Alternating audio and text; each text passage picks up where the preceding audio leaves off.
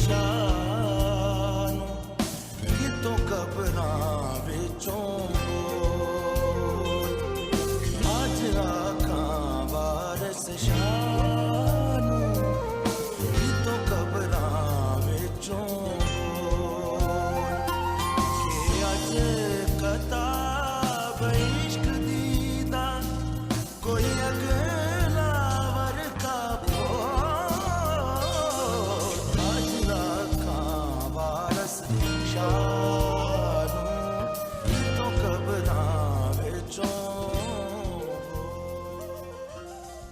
Welcome to a new episode of The Next Big Thing. Today I want to talk to you about an ancient land. A land that is hallowed by its saints, protected by its warriors, and worshipped by its farmers. I want to talk to you about Punjab. Now, I haven't been lucky enough to be born in the state of Punjab, but I have been lucky enough to be raised by a Punjabi family with values and culture that hail from the state. Growing up, my ideas about Punjab were formed by stories of valor and sacrifice, stories of abundance and happiness. But this all changed when I read an article last November. The article was titled Counting the Corpses of Punjab. When I opened the article, I saw a picture from Operation Blue Star. My presumption was that the article would describe the tragic events of Operation Blue Star and the dark decade that followed. The darkest decade of Punjab, which me, along with millions of Punjabis, are striving to forget. But as I went through the article, my presumptions were shattered. The article actually was a precursor to the book Punjab, A Journey Through Fault Lines. Both the article and the book were written by Amandeep Sandhu. Months later, I happened to contact Amandeep. Amandeep, like a fellow Punjabi, was humble and very forthcoming. He readily agreed to join us on this podcast. Amandeep, like me, was born outside Punjab. He grew up listening to the same stories that I did and had the same ideas about Punjab before he went on his journey. Amandeep is a passionate writer. He has worked for leading English dailies and has covered Punjab in great detail. He has previously written 2 fiction books, Roll of Honor and Sepia Leaves, and his latest work on Punjab has been appreciated across borders. Amandeep, welcome to the podcast. Welcome. Thank you. Welcome. Thank you so much. One of the things that I was thinking today morning, sitting about this podcast, I realized that at the same time while the rest of India was developing an archetype for Punjab, using movies like Udta Punjab and others, you were on the ground doing research, destroying those archetypes and trying to get the people's version out. Punjab is a symbol of resistance to ideologies. And your book is a symbol of resistance to the archetypes that have been created using Bollywood, using, things like Udta Punjab. So I really felt that this is one book that, anyone who's associated with Punjab should read.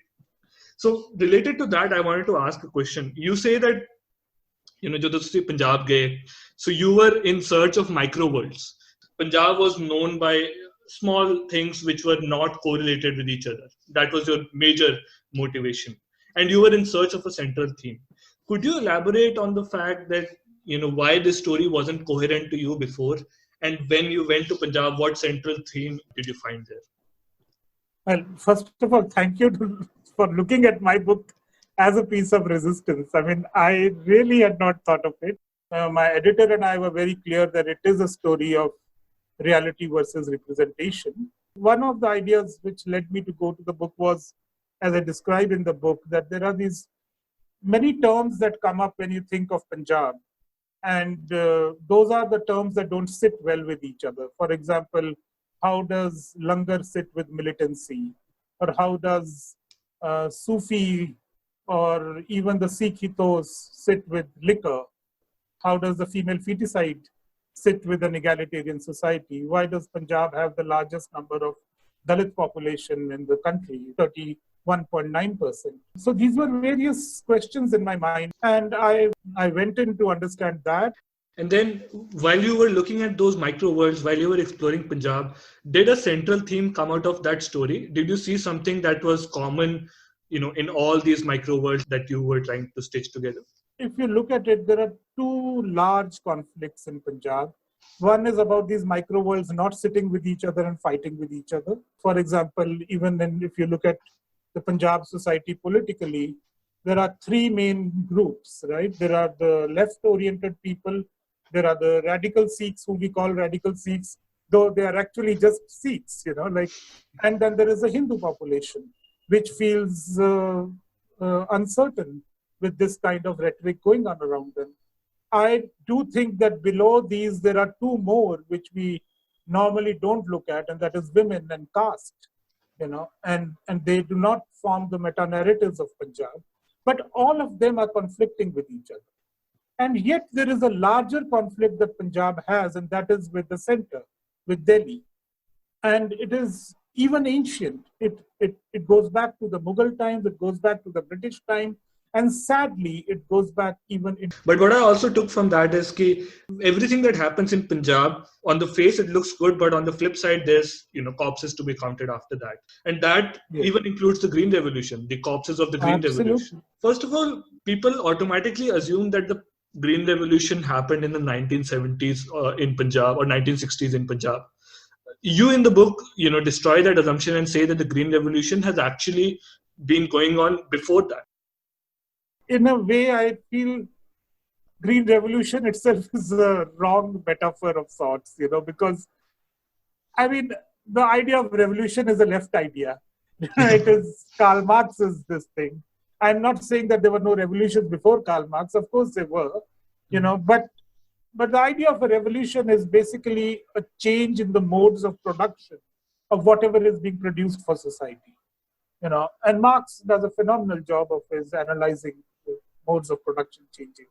If you look at when did Punjab's modes of production change, it was in the end of the 19th century when the British had already come and were settled, and Punjab was really beyond Afghanistan. It was touching the Russian border, and there was this fear between Russia and Britain. And so the British had to lay down train lines and cantonment stations so that the army can be moved there quickly if something sparks there. And they realized that this is a land of 5 rivers and the people are hardworking. They were valiant warriors in the battles with them. And they realized this is where we can grow crops. And they built this whole canal colony, Montgomery, Rawalpindi, all these areas came up. There was an exchange of populations happened from what is today's this eastern Punjab to that. People from Hoshiarpur, from your place, Gurdaspur, were taken there, given land to till. That to me was a real revolution in agriculture. What happened in the 60s was the discovery, Norman Borlaug's discovery of the dwarf wheat, new forms of rice were found, and India was facing a great fruit crisis. Now, this Punjab, Indian Punjab, is 1.5% of India's land, and it started producing more than 60% of India's food needs. But how did that happen? Not only because of dwarf wheat, fertilizers, insecticides, tractors, and later by the 80s, combine harvesters. So you bring in so much technology into, whether it is chemical technology or mechanical technology, this granary of the nation, And that now, 40 years later, has drastic effects on the land. The land is leached. It is full of chemicals. People are getting cancer. People are getting other illnesses. Heart attacks are a huge thing. Fibrosis is a huge thing. Many people get their knees replaced. And this is the effect of Green Revolution. You ask yourself that question. Yeah. You ask why those farmers are protesting. They were protesting against these policies of the government. And there is basically an enslavement of the farmer, if you think about it. The farmer, by the nature of the profession, should be a free creature, and he should have the freedom to grow whatever he wants to and sell wherever he wants to. But somehow that freedom has not materialized. Once your agricultural economy starts developing, you want to see something like the US materialize, where agriculture is basically happening at a very efficient scale. What we have seen here is an enslavement of the farmer in a system which you describe as claustrophobic. Can you describe what this enslavement is? How is the farmer trapped in this Arthiya mechanism? A farmer is the freest citizen of the world, He owns whatever land, 1 acre, 5 acres, 20 acres, And he should have the freedom to grow anything he wants, which he wants to eat, make a house in that, and that's all. Your food and your shelter is taken care of. You do not have to depend on the state for anything. You could even put a solar heater today to generate your own electricity if you want to do that, you know. But the fact is that about 85% of peasantry in Punjab is deeply under loans by institutional and non-institutional structures, which are banks, cooperative banks, the money lenders, the commission agents, the RPs, you know, and no one is free. And then there is another level of enslavement, which is to this monoculture of Punjab, to the wheat and paddy routine that they have to follow. Because in wheat, they hardly make any profit. Paddy gives some money, but paddy keeps drinking up all the water from the Punjab's aquifers. So paddy is Punjab's addiction. And it can't break out of the habit. I want to come to a second part of Punjab, religious coexistence. We were talking about it just before we started recording. Religious coexistence is a theme that you bring up in your book. It's a very fascinating theme because everywhere in the West, there are distinct lines. Even in India now, there are distinct lines between religious practices. You know, Jews won't go to churches, Christians won't go to synagogues. What did you see that made you insist on this religious coexistence so much? No, because it's fascinating, no? Like, of course, partition happened in this very land, but post-partition, in the last 72 years, and during my time there, this huge incident of sacrilege, not one, but over 200 sacrileges, all that can seem to be, you know, that where are the communities standing with each other or away from each other? But actually, the whole of Punjab was together. Everybody knew that this is actually a fight against the political class rather than amongst each other. In the last 72 years, there has not been a single communal riot in Punjab. You know, this is not acknowledged outside because you say, oh, militancy happened, they wanted Khalistan, you know, so Punjab is a communal state, but that is not the fact. Communalism is very, very low in Punjab. Of course, the Arya Samaj is an old stranglehold in Punjab. They were formed in Punjab. And then their offshoot, the RSS, and then the new offshoot, the BJP and the Hindu Mahasabha and all that. They constantly try to mess up the situation, but people are still being able to stand with each other. You could find an odd Hindu speaking very harshly about Sikhs. You could find an odd Sikh speaking very harshly about Hindus, but generally they are peaceful with each other. They are actually what I call eclectic. You know, as you pointed out, they go to each other's places of worship, they believe in each other's gods, all that happens. Right. And, you know, what is interesting is that even pre-partition Punjab, this is what I hear from, you know, our ancestors who have lived in pre-partition Punjab, they tell us that there was no particular animosity between Hindus, Muslims and Sikhs. And it was all a created political stunt from the British, which ultimately resulted into the Muslim League and, you know, RSS and things like that. But very, very interesting to know that a state which has been tagged as communal is actually not communal on the ground. And then, you know, the same thing that you were talking about, Arya Samaj. I have been reading about the Arya Samaj and the institutions that propped up on the Sikh side as a response to Arya Samaj, which is the Singh Sabha and the SGPC. It seems to me in the very core ideology of these organizations was to distinguish their identity from the other religious identity. So basically, Arya Samaj is, you know, trying to make a separate identity for Hindus. The SGPC comes out, sorry, not the SGPC, the Singh Sabha comes out in resistance to Arya Samaj to say that Sikhs are not Hindus. This kind of mentality has never existed in Punjab before the advent of these institutions. So there are basically two issues here.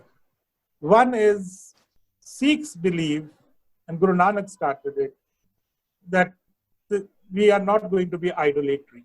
So anybody who brings an idolatry into it starts seeming like, you know, you're corrupting the view. You know, in the religious space, in the cultural space, it keeps happening even today.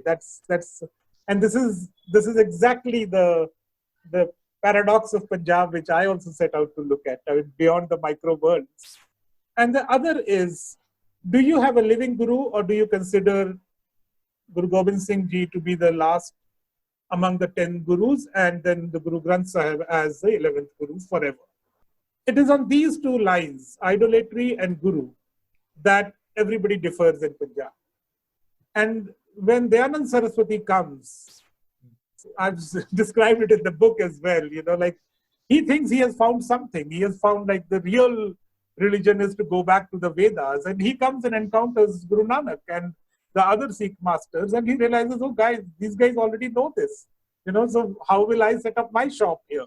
And a lot of Hindus were at that time converting into Sikhism, and so he's created the Arya Samaj to separate, keep his people aside from the Sikh fold.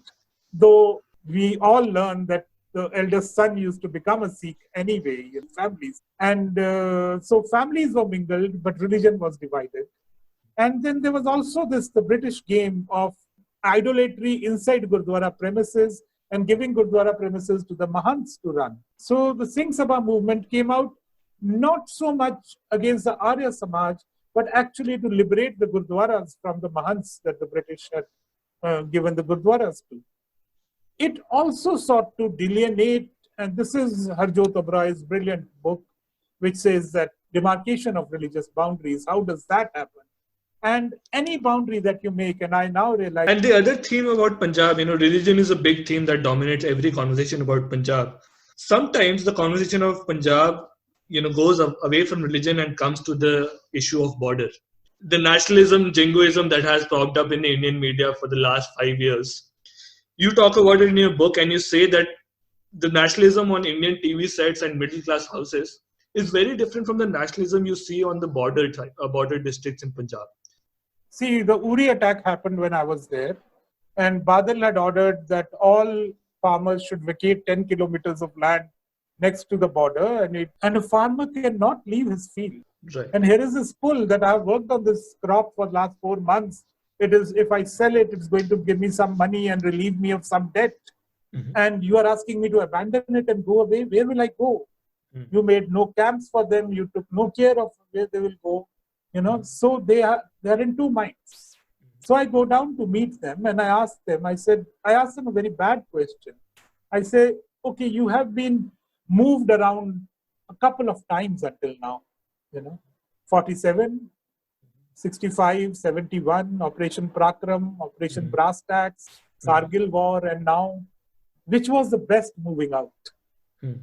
So they said, we can tell you which was the worst. So they said 71 was the worst because we were moved back and forth and then told to stay, and then the war started. And then 65 was the best because the army crossed over us and held the border and started fighting with Pakistan. And we also just held back. And we served the army. We created langars for them. We created trenches for them. We did all the work that was required by the army. So finally, all this rhetoric on which the Hindu Rashtra is today being created in the television studios, the real people who will face the enemy fire are in Punjab, are on that border. Yes. And they actually have good relations with people across the border. But another thing that Punjab has talked about a lot, and it's basically the elephant in the room, and we have been trying to go there a little bit in this conversation, is the issue of Khalistan, right? The issue of Khalistan as a term, the issue of Khalistan as a movement. Can you please describe in the word Khalistan, the disambiguation of that word? It's a bogey word today. Politicians use it to their advantage and their convenience, and they use it whenever they feel that things cannot be explained by anything, so invoke Khalistan in this. The fact is that the idea of Khalistan is not a 1980s phenomenon. It has a longer history, and that history goes back to the time when the Akalis had just won the Gurdwara movement. They were standing up for themselves as an identity, as a community.